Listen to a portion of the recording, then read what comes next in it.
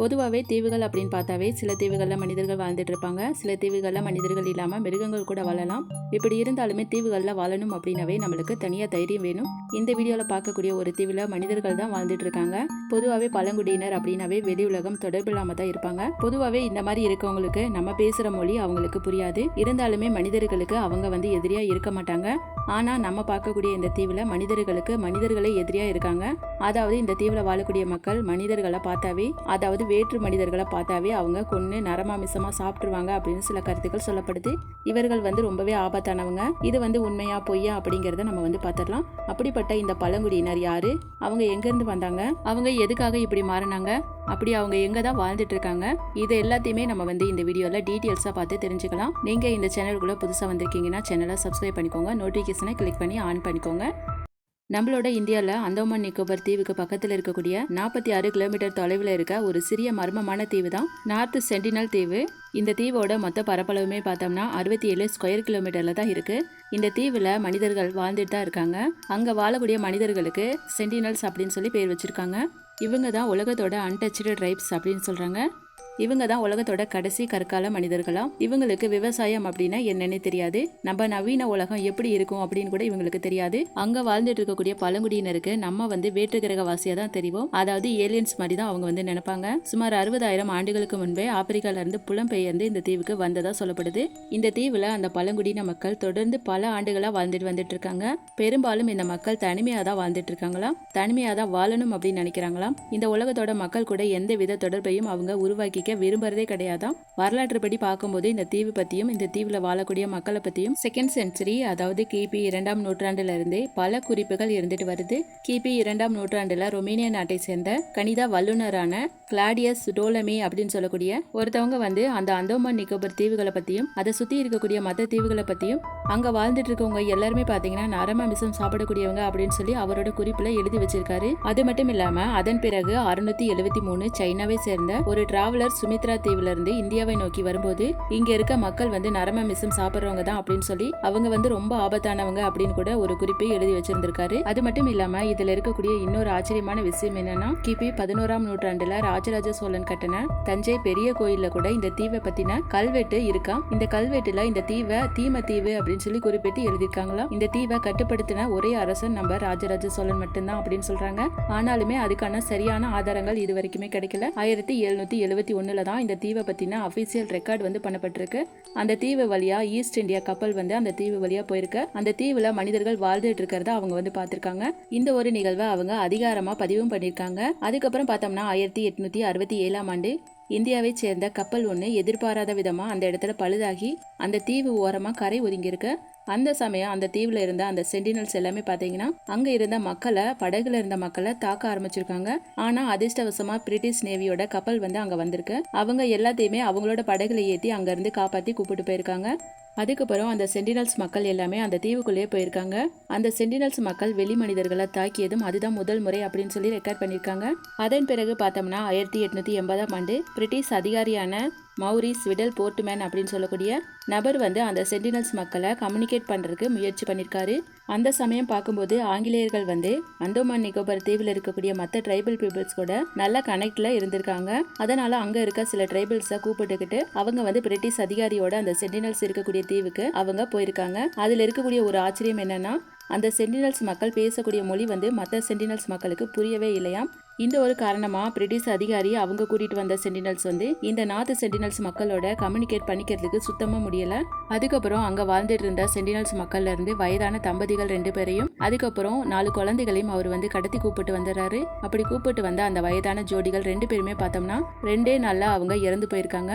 என்ன காரணம் அப்படின்னு பார்க்கும்போது அவங்களோட இம்யூனிட்டி சிஸ்டம் பரிணாம வளர்ச்சி அடையாம கற்கால மனிதர்கள் போலவே இருந்திருக்கு. அதுக்கப்புறம் தான் அந்த விடல் போர்ட்மேன் அப்படின்னு சொல்லக்கூடிய பிரிட்டிஷ் அதிகாரி அந்த மீதம் இருந்த 4 குழந்தைகளையும் திரும்ப கூப்பிட்டு போய் அந்த சென்டினல்ஸ் தீவுக்குள்ளேயே விட்டுருக்காரு. அவரோட முயற்சியும் அந்த இடத்துல தோல்வி அடைஞ்சிருக்கு. இந்த ஒரு நிகழ்வு நடந்ததுக்கு அப்புறம் அந்த சென்டினல்ஸ் தீவுக்குள்ள வெளி மனிதர்கள் யாரு போனாலுமே அந்த பழங்குடியின மக்கள் ரொம்பவே வைலண்டா ஆயிடுறாங்களாம். ரொம்பவே ஆக்ரோஷமா தாக்க தொடங்கியிருக்காங்க. அதுக்கு அந்த நிகழ்வு ஒரு முக்கிய காரணமா அமைஞ்சிருக்கு. அதை தொடர்ந்து 1947ஆம் ஆண்டு நம்ம நாடு சுதந்திரம் அடைஞ்சதுக்கு அப்புறம் அந்த பழங்குடியினர் கூட தொடர்பு கொள்ள நிறைய முயற்சி எடுத்திருக்காங்க.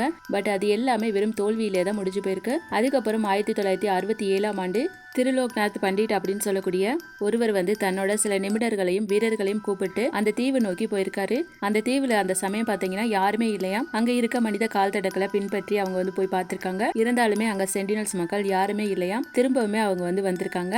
திருலோக்நாத் பண்டிட் அப்படின்னு சொல்லக்கூடியவர் மறுபடியுமே 1977 ஆண்டு அந்த தீவுக்குள்ள ஒரு குழுவோட போயிருக்காரு.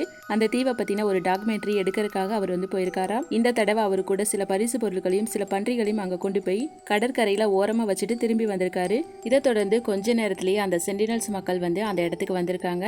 அந்த பன்றியை கொன்னு அவங்க மணல்லையே அந்த இடத்துல புதைச்சி வச்சிருக்காங்க. அதுக்கப்புறம் அந்த சென்டினல்ஸ் மக்கள் எல்லாருமே இவங்க வந்து அந்த படகு நோக்கி வேகமா தாக்க ஆரம்பிச்சிருக்காங்க. இந்த ஒரு நிகழ்வை அவங்க வந்து வீடியோ டாக்குமெண்ட்ரியா எடுத்திருக்காங்க. அதாவது படம் எடுத்திருக்காங்க. நார்த் சென்டினல் மக்களை பத்தின முதல் வீடியோ பதிவும் அதுதானா. அதுக்கப்புறம் 1991 ஆண்டு மதுமாலா அப்படின்னு சொல்லக்கூடிய ஆந்த்ரோபாலஜிஸ்ட் ஒருத்தவங்க திருலோக்நாத் பண்டிட் அப்படின்னு சொல்லி ஒரு குழுவோட அவங்க அந்த தீவுக்குள்ள போயிருக்காங்க. ஆனா அந்த சமயம் ஒரு ஆச்சரியமான விஷயம் அங்க நடந்திருக்கு. அது என்னன்னு பாத்தீங்கன்னா, இந்த தடவை யாருமே எதிர்பார்க்காத விதமா அந்த சென்டினல்ஸ் வந்து யாரையுமே தாக்கவே இல்லையா. அவங்க கூடவே ரொம்ப நட்பா பழகியிருக்காங்க.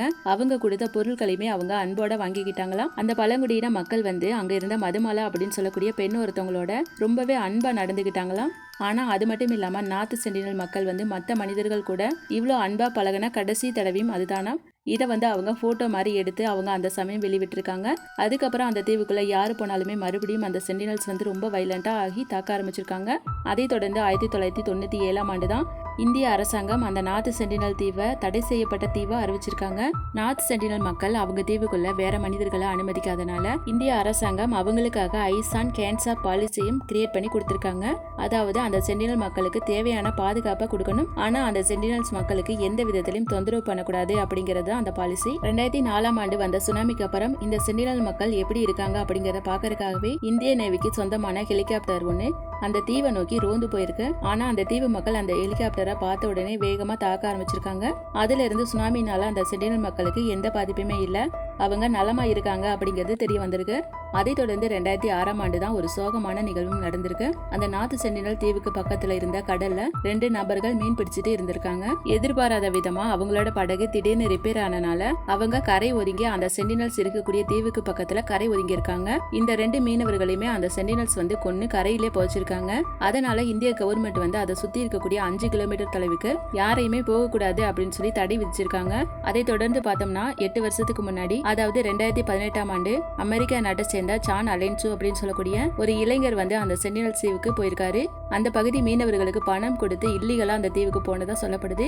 2 நாட்கள் வரைக்குமே அந்த இளைஞர் வந்து அந்த கடற்கரையிலே தான் நடந்துட்டு இருந்திருக்காரு. அவரை பார்த்து அந்த சென்டினல்ஸ் எல்லாமே பயந்து தீவுக்குள்ளேயே தான் இருந்திருக்காங்க. அந்த பழங்குடியின மக்கள் அமைதியா தான் இருந்திருக்காங்க. பட் அதுக்கு மேல என்ன நடந்துச்சு அப்படிங்கிறது தெரியல. ஆனா அந்த ஜான் அப்படிங்கிற இளைஞர் அந்த சென்டினல்ஸ் மக்கள் கொன்னு கடற்கரையிலே புதைச்சிருக்காங்க. இது எல்லாத்தையுமே தூரமா இருந்த அந்த படகுல இருந்து மீனவர்கள் பார்த்ததா சொல்லப்படுது.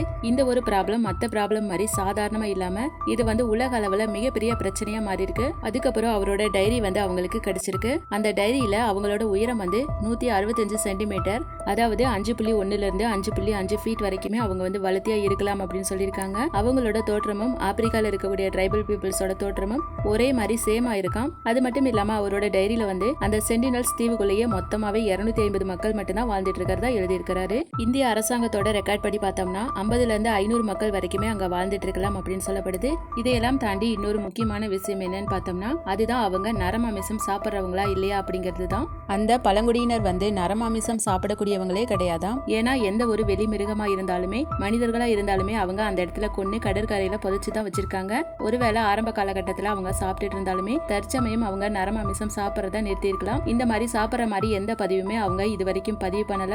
அவங்க ஒரு வேளை மாறி இருக்கலாம் அப்படின்னு சொல்லப்படுது. எது எப்படி இருந்தாலும் அவங்க நிலையா ஒரு வட்டத்துக்குள்ள வாழ்ந்துட்டு இருக்காங்க. அதுவுமே பார்த்தோம்னா இயற்கையோட இணைஞ்சு மகிழ்ச்சியாகவும் இவ்வளவு காலமா வாழ்ந்துட்டு இருக்காங்க. அதுவுமே சரியான மக்கள் தொகையோட அந்த தீவுக்குள்ள அமைதியா வாழ்ந்துட்டு இருக்காங்க. எதுக்காக இந்த மக்கள் வெளியாட்கள் கூட தொடர்பு வச்சுக்கிறதே கிடையாது அப்படிங்கிறது எல்லோர் மத்தியிலும் பெரிய கேள்வியா தான் இன்னைக்கு வரைக்கும் இருக்கு. பொதுவாகவே மனிதர்கள் புது விஷயங்களை கண்டுபிடிக்கணும் அப்படின்னு சொல்லி ரொம்ப ஆர்வமா இருப்பாங்க. ஆனால் இந்த தீவில் இருக்கக்கூடிய மக்கள் கிட்ட மட்டும் அந்த மாதிரி எந்த ஆர்வமுமே சுத்தமாக இல்லை. ஏன் அப்படி இருக்காங்க அப்படிங்கிறது தான் நம்ம எல்லாத்துக்கும் ஒரு கேள்வியாக இருக்கும். ஒருவேளை இப்படி கூட இருக்கலாம், அவங்க அங்கே இருந்த குழந்தைங்களையும் பெரியவங்களையும் கடத்திட்டு போய் பெரியவங்களை கொண்டுட்டு குழந்தைங்களை மட்டும் திரும்ப கொண்டு வந்து விட்டுருக்காங்க. அது அவங்களுக்குள்ள ஒரு பயத்தை ஏற்படுத்தி இருக்கும். ஏன்னா அந்த குழந்தைகள் அவங்க என்ன நடந்துச்சு அப்படிங்கிறத அங்கே போய் சொல்லியிருப்பாங்க. நம்ம நல்லதே செய்யணும்னு நினைச்சா கூட அவங்க சைடு இருந்து பார்க்கும்போது வெளி மனிதர்கள் ரொம்ப ஆபத்தானவங்க அப்படின்னு தான் நினைக்க தோணும். என்ன இருந்தாலுமே அவங்க எல்லோரையும் தேடி போய் தாக்கிறது கிடையாது. அவங்க தீவுக்குள்ள என்ட்ரி ஆனவங்களை மட்டும்தான் அவங்க தாக்கியிருக்காங்க. இதுல இருந்து உங்களுக்கு என்ன தெரியுது? இதுல யார் நல்லவங்க யார் கெட்டவங்க அப்படிங்கறத நீங்க கமெண்ட்ல சொல்லலாம். இதுல சில நிமிடர்கள் அவங்க கூட கம்யூனிகேட் பண்ணி அவங்களையும் நாகரிகமா மாத்தலாம் அப்படின்னு சொல்றாங்க. இன்னுமே சில பேர் அவங்க அந்த தீவுக்குள்ளே இயற்கையோட அமைதியா வாழட்டும் அப்படின்னு சொல்லி விட்டுறலாம் அப்படின்னு சொல்றாங்க. அவங்களே ஒரு நாள் நம்ம மனிதர்களோட சேர்ந்து வாழ்வாங்க அப்படிங்கறத நம்ம நம்பலாம். இந்த வீடியோ உங்களுக்கு பிடிச்சிருக்குன்னு நினைக்கிறேன். பிடிச்சிருந்துச்சுன்னா லைக் பண்ணுங்க. இதே மாதிரி இன்ட்ரெஸ்டிங்கான வீடியோக்கு இந்த சேனலை சப்ஸ்கிரைப் பண்ணிக்கோங்க. அடுத்த வீடியோல சந்திக்கலாம்.